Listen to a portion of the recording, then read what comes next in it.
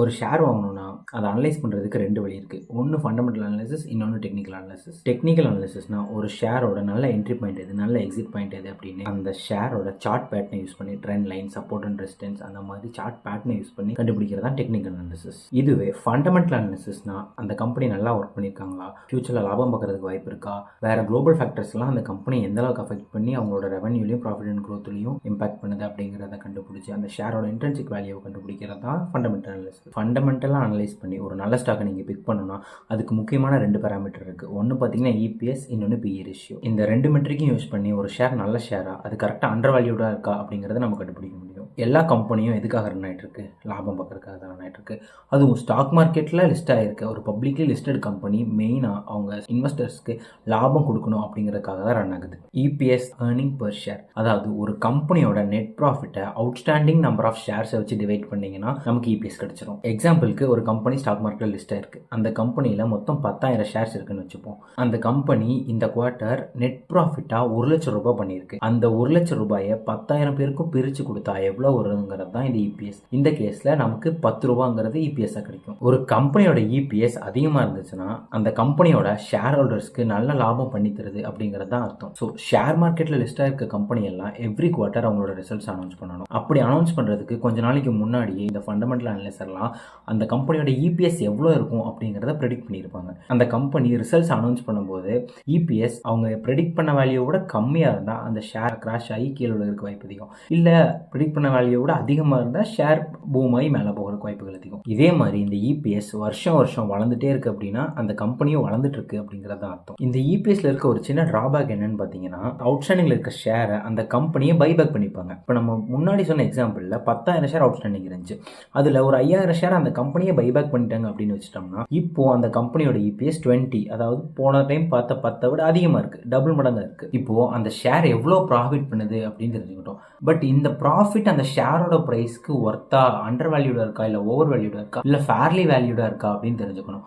அதுக்கு தான் இருக்க ஒரு மெட்ரிக் PE ரேஷியோ, அதாவது ப்ரைஸ் டு ஏர்னிங்ஸ் ரேஷியோ. இந்த PE ரேஷியோ எப்படி கண்டுபிடிக்கிறதுனா ஸ்டாக் ப்ரைஸை EPS வச்சு டிவைட் பண்ணி வர நம்பர் தான் PE. ஸோ நம்ம ஃபர்ஸ்ட் சொன்ன உதாரணத்துக்கே போகும். 1 லட்ச ரூபா ப்ராஃபிட் பண்ணிச்சு, 10,000 அவுட்ஸ்டாண்டிங் ஷேர் இருந்துச்சு. பட் அந்த ஷேரோட ப்ரைஸ், அதாவது ஒரு ஷேரோட ப்ரைஸே 1,000 ரூபாய் அப்படின்னு இருந்துச்சுன்னா வெறும் 10 ரூபாய் லாபம் பார்க்கறதுக்கு 1,000 ரூபாய் கொடுக்கறதுக்கு இன்வெஸ்டர்ஸ் ரெடியாக இருக்காங்க அப்படின்னு அர்த்தம். வெறும் 10 ரூபா லாபத்துக்கு ஏன் 1,000 ரூபாய் கொடுத்து இன்வெஸ்டர்ஸ் வாங்க ரெடியாக இருக்காங்க அப்படின்னா இப்போ வெறும் 10 ரூபா லாபம் பண்ணிட்டு இருக்க கம்பெனி ஃபியூச்சரில் 1,000 ரூபாய்க்கு மேலே லாபம் பண்ணும் அப்படின்னு அவங்க நம்பியிருக்காங்க. அதனால தான் அவங்க இந்த ப்ரைஸ் கொடுத்து வாங்கியிருக்காங்க. நமக்கு கிடைச்ச இந்த PE ரேஷியோ வச்சு ஒரு ஷேர் ஓவர் வேல்யூடாக இருக்கா இல்லை அண்டர் வேல்யூடாக இருக்கா அப்படின்னு நம்மளால கண்டுபிடிக்க முடியும். பட் அதை எப்படி நம்ம தெளிவாக சொல்ல முடியும்? 100ன்றது ஃபேர் வேல்யூடாகவும் இருக்கலாம், இல்லை ஓவர் வேல்யூடாகவும் இருக்கலாம். அதை எப்படி நம்ம சொல்ல முடியும் அப்படின்னா அதோட பியர்ஸ் கூட கம்பேர் பண்ணி பார்க்கணும். இப்போது எக்ஸாம்பிளுக்கு IT செக்டாரில் இருக்க இன்ஃபோசிஸ் எடுத்துப்போம். இன்ஃபோசிஸோட PE வேல்யூ கரண்ட்டாக இப்போது 23.60 அப்படின்னு இருக்குது. அப்போது இதை அதோட காம்படிட்டர்ஸான TCS, HCL, Wipro, tech Mahindra போன்ற கம்பெனி கூட நம்ம கம்பேர் பண்ணலாம். இதில் பார்த்தீங்கன்னா TCS 25.69, HCL 24.59, விப்ரோ 19.36 இருக்குது. இந்த ஷேர்ஸ் மட்டும் பார்க்குறது இல்லாமல் இந்த செக்டாரோட மீடியன் PEயும் செக் பண்ணணும். மீடியன் PEயும் பார்த்தீங்கன்னா 28.5 இருக்குது.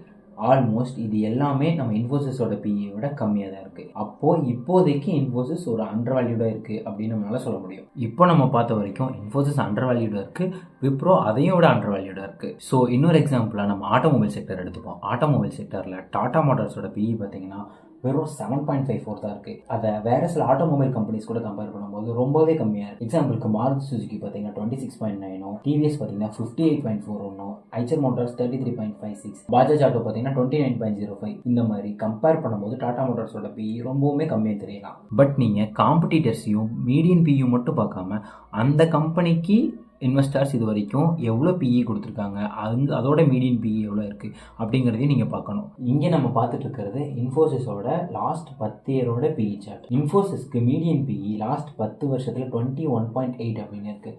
மேக்ஸிமமாக 38.4. இப்போ கரண்ட்டாக இருக்க PE 23.6ங்கிறது மீடியன் PE 21.8 கூட கம்பேர் பண்ணும்போது கம்மியாக தான் இருக்குது. ஒரு ஷேரோட PE ரேஷியோ கம்மியாக இருக்குது அப்படின்ற ஒரே காரணத்துக்காக அது ஒரு நல்ல அண்டர் வேல்யூடான ஷேர் அப்படின்னு நம்ம எடுத்துக்க முடியாது. அதோட வேறு சில ஃபண்டமெண்டல் மெட்ரிக்ஸையும் நம்ம செக் பண்ண வேண்டியது இருக்குது.